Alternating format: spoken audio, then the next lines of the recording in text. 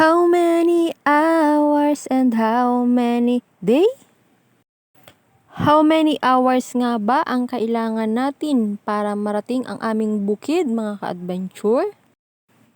Hindi ko po direktang masasagot ang ganyang tanong, pero ito po ay depende sa panahon, depende sa daan. Nakadepende kung gaano kahirap lakarin ang aming bukid.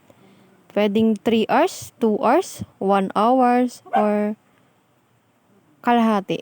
Depende po.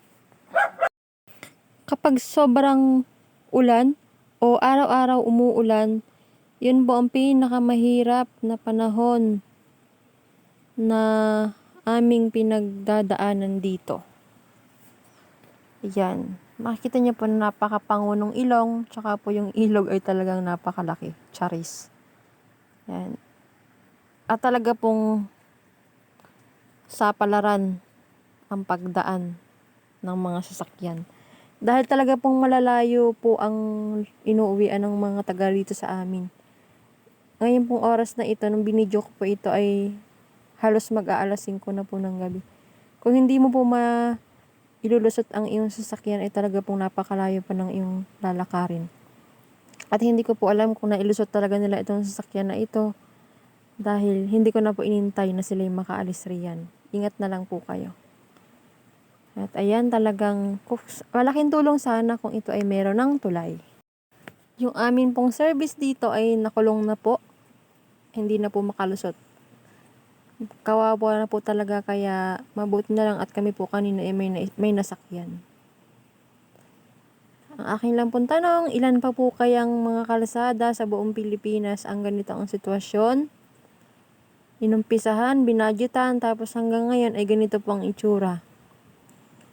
Napakasayang po ng mga ginastos.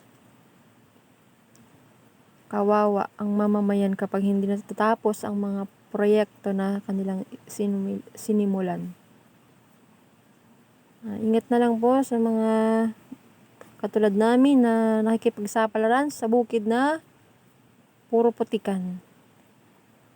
Wala po kaming choice kundi ganito, umakyat sa bundok dahil nandito po yung aming mga pangunahing pinagkukunan ng kabuhayan. At sana po balang araw ay mailipat din namin sa malapit ang aming mga bukid.